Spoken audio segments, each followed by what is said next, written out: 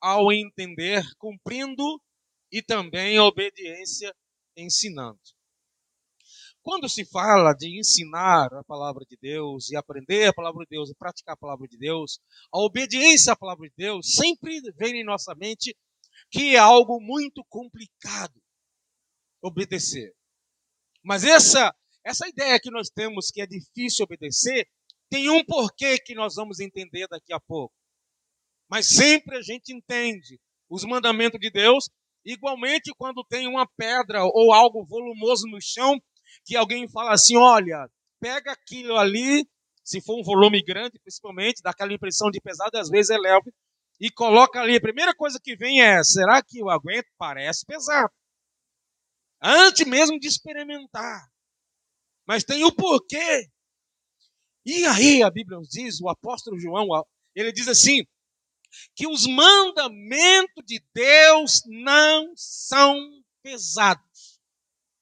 Jesus disse, vinde a mim todos que estáis cansados e oprimidos, que eu vos aliviarei, porque meu fardo é leve. Fardo aqui é responsabilidade em seguir Jesus. Ele não tira todo o fardo nosso. Ele tira do mundo, do pecado, e nos dá um fardo. Ele não deixa ninguém sem fardo. Você tem que carregar. Esse é o seu compromisso, é a sua responsabilidade em me servir. Tem que me seguir. E você tem que carregar. E outra coisa, você tem que pegar e colocar nos próprios lombos. Aquele que quiser me seguir. Não renunciar a si mesmo. Tem que ser renunciar a si mesmo cada dia. Pegar sua cruz. Não é uma cruz que Jesus não coloca cruz em nós. Cruz é algo que você pega. Por isso que doença não é cruz. Porque eu não posso pegar doença. Cruz é algo que eu sei que é cruz antes de eu pegar que é cruz. E eu sei que vou sofrer ao fazer isso. Ou muitas vezes irei sofrer. O que é a cruz de Jesus? Sofrer por nós. Qual é a nossa cruz? Sofrer por Cristo. Mas ele disse que estaria conosco. Ele disse que o Consolador estaria conosco todos os dias, nos ensinando todas as coisas. Então, aquilo que parece ser pesado, que é a nossa cruz, se tornará suave, porque ele habita em nós, ele mora em nós, habita conosco e nos capacitará. É a nossa falta de fé, a nossa incredulidade, a nossa timidez, é que nos faz entender que tudo nessa vida que Deus pede para nós parece complicado. A gente começa a comparar uma coisa com a outra. A gente estava até conversando ontem na casa de um irmão, falando sobre a dificuldade, como a pessoa que é criada no interior, como vê as coisas, e que é criado na cidade. Você pergunta assim para um rapaz, ô Pietro, quantos anos você tem? 14, né, Pietro? Você já pegou um saco de cimento de 50 quilos, Pietro? Já pegou um saco de cimento cheio e colocou nas costas? Já? O que você acha? Pesado ou leve? Olha, tem força, hein? Mas a maioria dos garotos de 14 anos não consegue mexer um saco de cimento do lugar. Porque não foi criado com essa estrutura, experimentando isso. Aí, quando fala, pega aquele saco de cimento, o camarada já pensa duas vezes e coloca a perna na outra, cai e sai, parecendo que está meio bêbado. Já se você conversar com um garoto do interior, da roça, que está acostumado com isso, o corpo já está preparado fisicamente, um saco de cimento, isso é bobagem para eles. Estou falando com 14 anos. Você vai encontrar adulto que tem costume de pegar peso e que ele coloca assim, 2 sacos de cimento no carrinho de mão, sai puxando, parece que está carregando a criança no carrinho de mão. Quem não tem costume, ainda quebra o carrinho de mão para lá e para cá. Até no carrinho de mão é pesado. Mas quem tem costume, não. Na fé, já observou? As pessoas que são experimentadas na fé, ele chega para a gente e conta a provação que ele passa e ele nem lamenta. Aí você começa a comparar com o seu problema. E aí você fala assim, e eu que pensava que sofria. Por quê? Porque não foi experimentado. Por isso que às vezes tem coisa que parece que Deus quer que a gente passe de propósito. Por quê? Para a gente experimentar e ser provado. Ser provado para ser aprovado. Temos que ter a capacidade de Deus para obedecer a sua palavra e isso não ser entendido como um fardo pesado.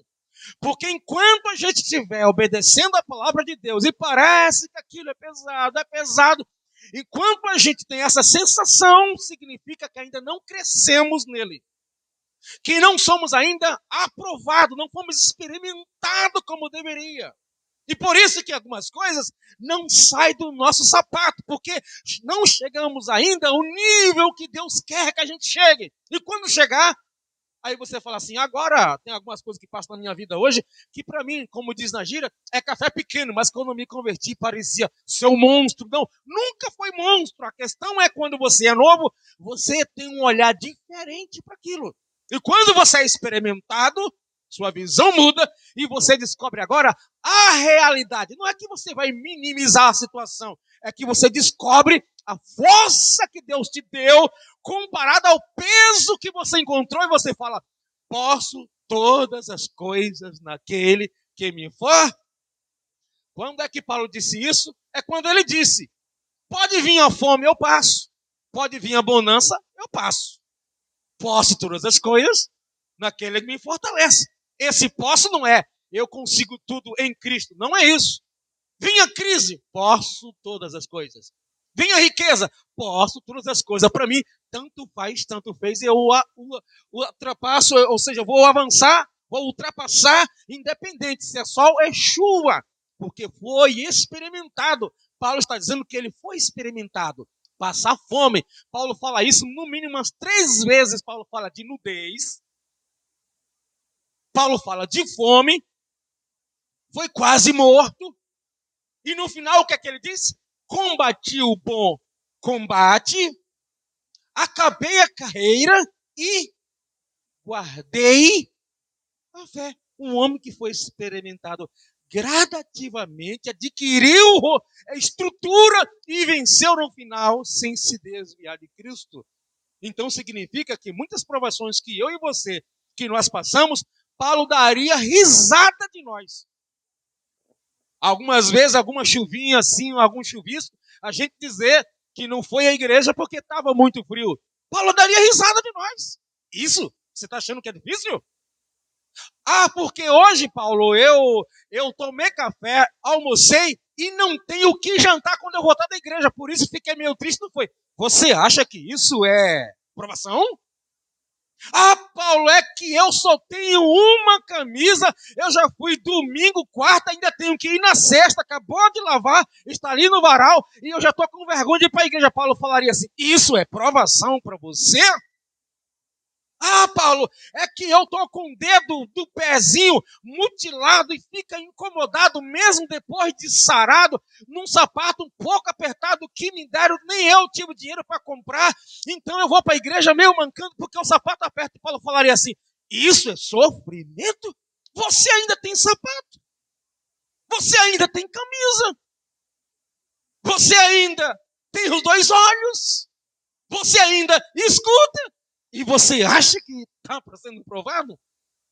Então a gente começa, quem é experimentado nos trabalhos, eu falo para os irmãos, se você contar a história para quem está lá no Nordeste, no mato, do sofrimento que nós temos aqui, hoje, eles dão risada de nós que somos da cidade. Hoje, eles dão risada de nós.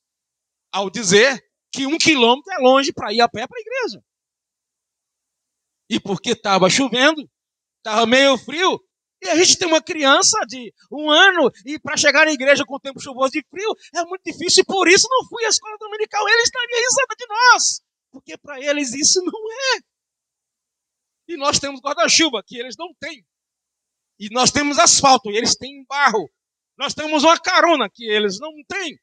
Imagina montar num jumento todo caindo chuva, não dá. E chegar na igreja com aquele barulho do sapato, você dá com choque, choque, choque. Eu já usei muito isso aí, né? Aquele sapato que tem mais água voando. E chegar na igreja falando línguas estranhas, aleluia. Uma pessoa dessa não vai achar os mandamentos de Deus pesados, porque ela já foi experimentada. Então, mas como é que a gente vai ser experimentado e vai suportar isso e ultrapassar? Vamos ver em João capítulo 14.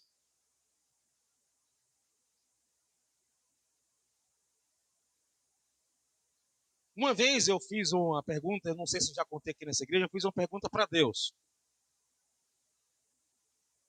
Alguém ali, aqui já leu Os Mártires, o livro dos Mártires? Os Heróis da Fé? As Catatumbas de Roma? O tempo da Inquisição? Vocês nunca leram, né? Leia e você vai ver como você vai ver suas provações bem menor do que você vê agora. Eu fiz uma pergunta para Deus, por que a gente lendo essas coisas, por que é que ele suportava tudo isso? E a pergunta, isso faz muitos anos, Deus respondeu isso para mim, foi assim, ó, tem mais de 10 anos. A pergunta, por que eles ultrapassavam tanto isso assim e não dá a entender que estão sofrendo tanto? Né? Quando a gente olha na Bíblia as histórias das pessoas e também as histórias extra-bíblicas, a resposta de Deus foi assim, eles me amavam. Entendeu? Eles me amavam. Já observou quando a pessoa ama de verdade a outra pessoa, o que ela está disposta a fazer pela outra pessoa? E conforme o amor diminui, você vai percebendo que a pessoa não está tão disposta a fazer? Não é nem só a pessoa. Se você ama um cãozinho da sua casa, você está disposto a vender até a moto para poder pagar a cirurgia do cachorrinho. Tá? Vende a casa para poder comprar uma cadeira motorizada para o filho, para a filha, para a esposa que está com deficiência. Mas tu pensa que é todo pai e toda mãe que faz isso? Claro que não. Não é todo mundo. Mas o que faz diferença disso é o amor que nós temos por Deus ou por alguma coisa. João 14, versículo 23. Jesus respondeu-lhe, se alguém me ama, o que é que acontece? Obedecerá a minha palavra. E o meu Pai o amará.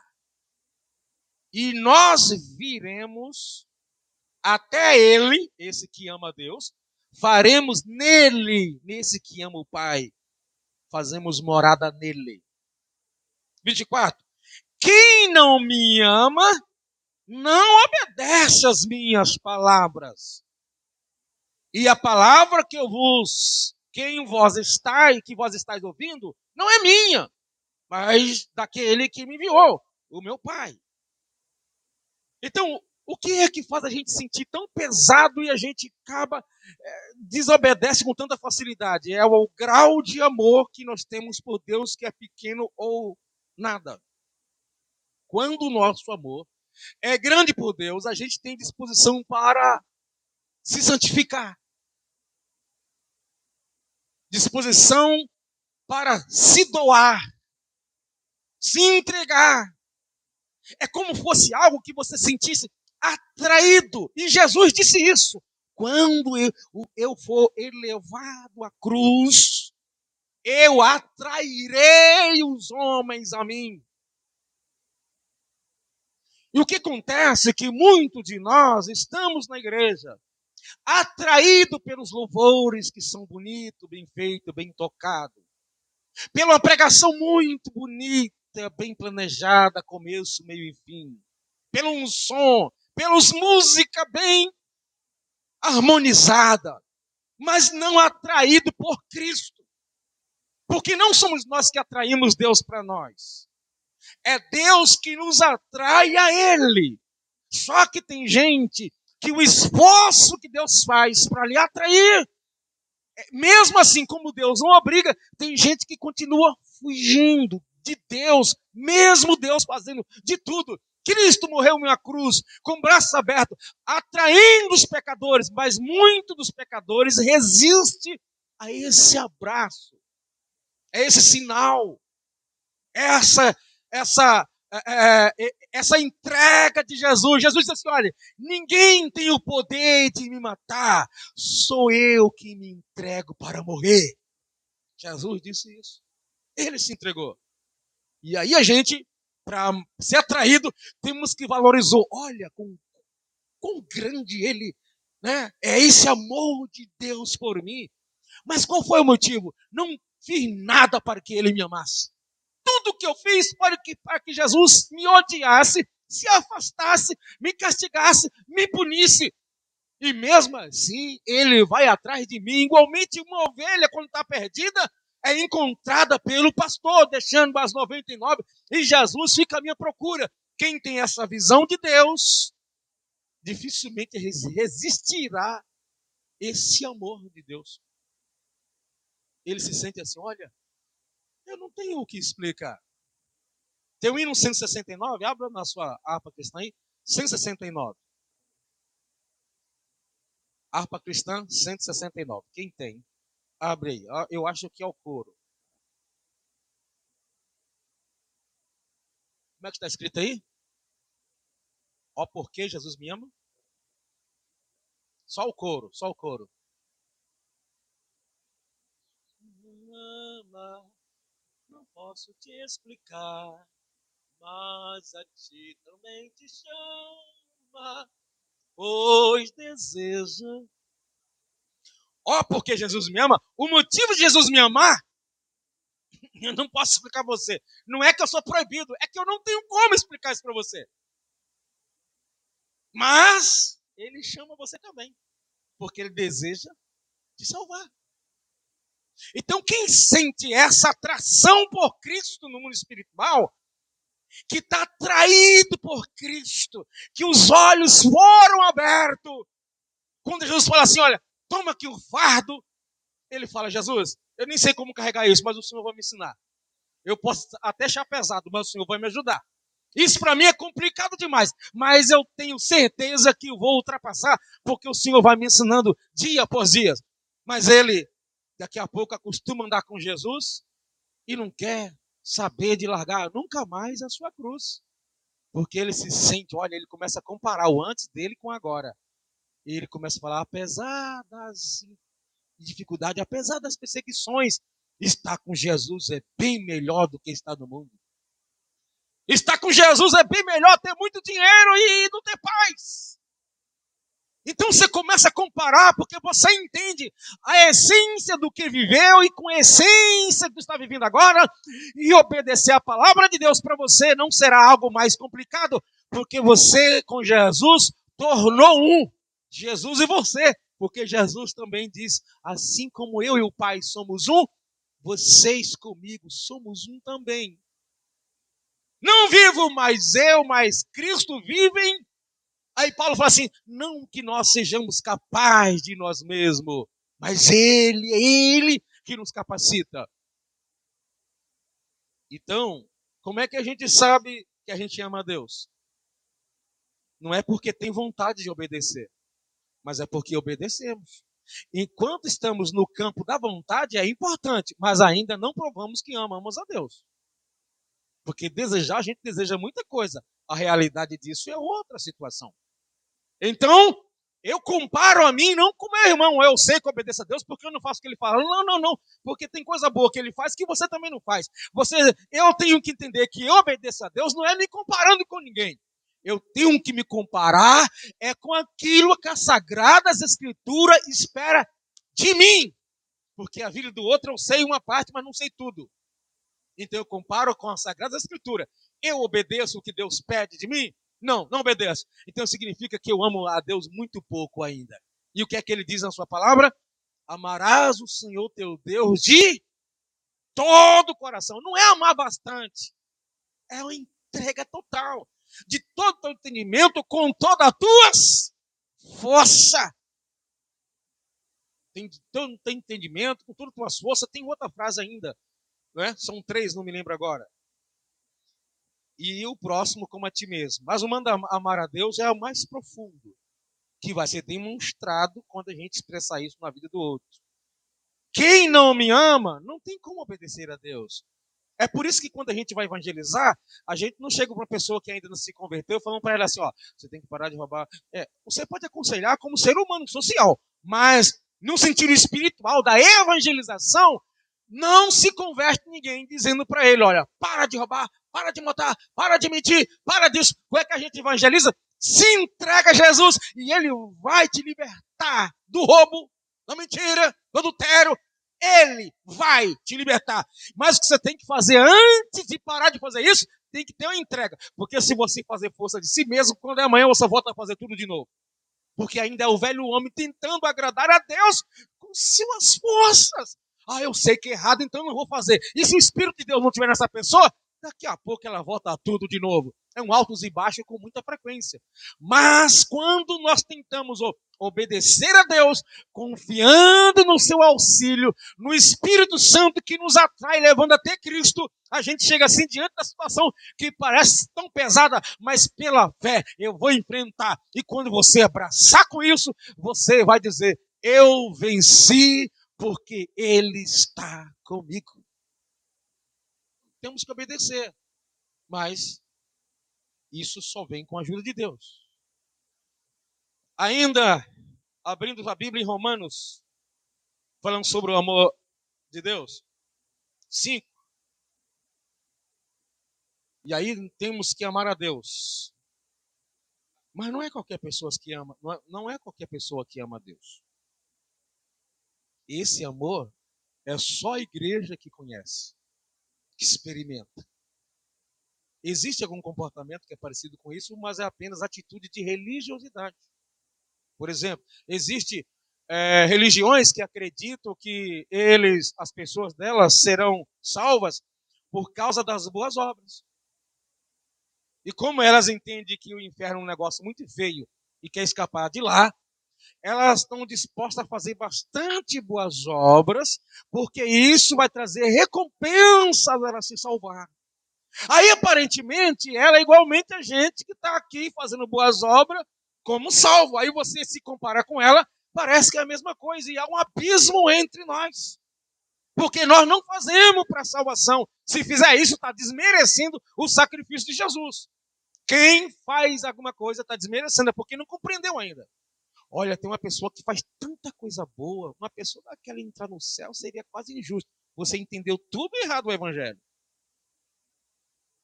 Quando você vê uma pessoa assim na rua, canta hino maravilhosamente, mas bebe, fuma, se prostitui.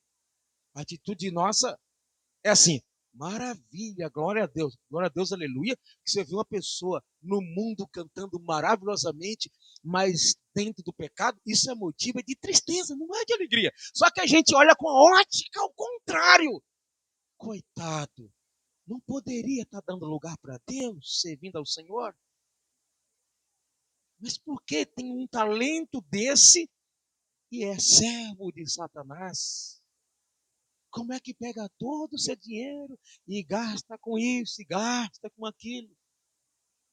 É a mesma coisa, só chega assim, mostra para você muito dinheiro na mão, e você já sabe que ela vai gastar com bobagem. Você ficaria alegre com aquele dinheiro na mão dela ou triste? Ficaria triste, porque aquele dinheiro, na verdade, muitas vezes é um dos motivos que vai, na situação dela, fazer ela se aprofundar mais.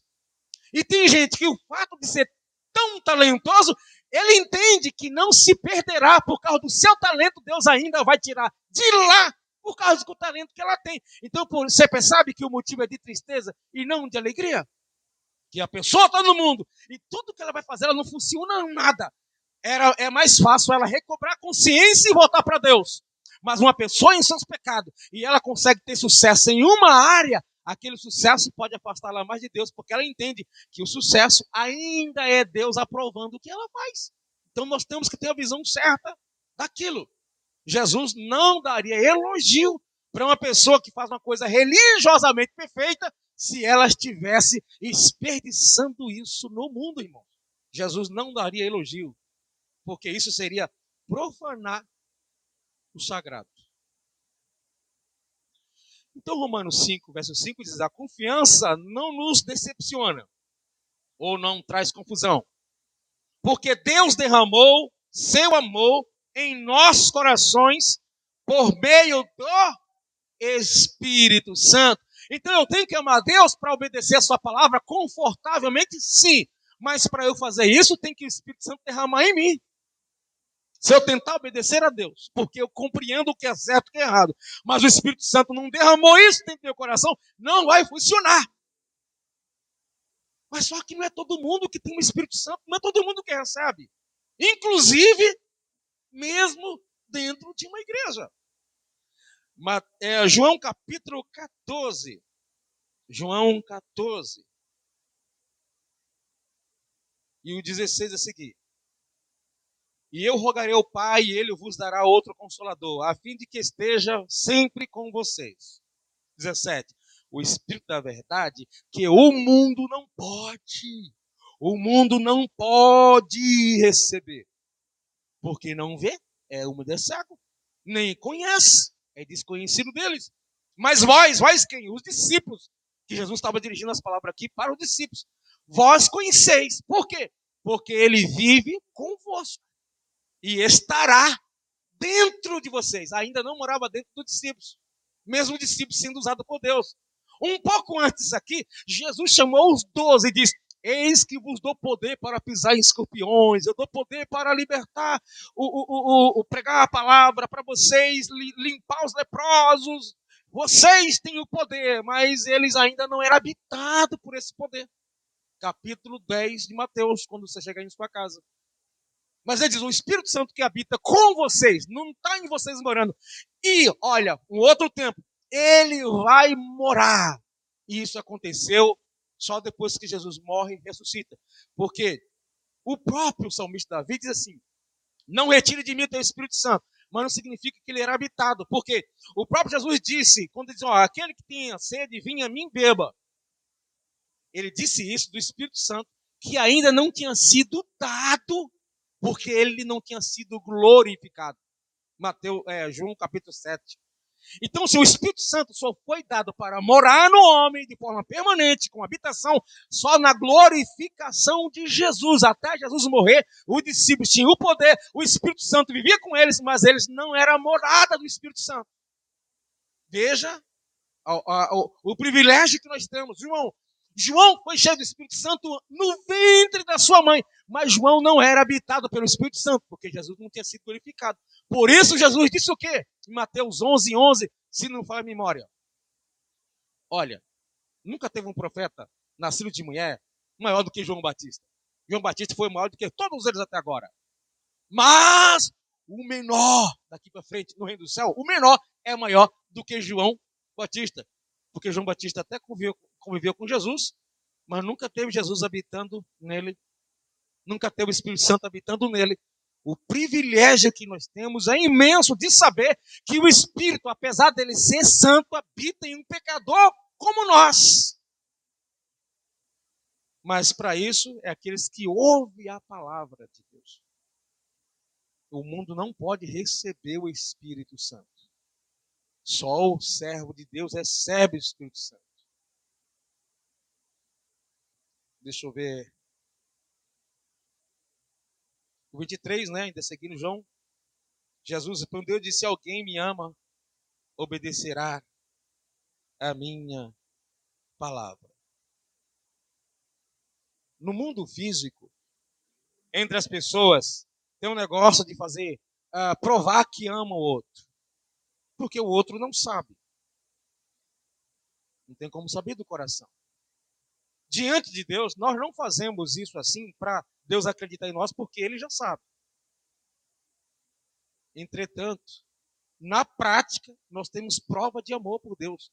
Qual é a prova de amor que nós temos para com Deus? A nossa obediência. Então, se o Espírito de Deus não estiver em nós, como em Romanos está falando, o amor de Deus é derramado em nós pelo Espírito Santo. Romanos 5:5, que a gente já leu. Agora, a Epístola de João, lá perto do Apocalipse, para a gente terminar.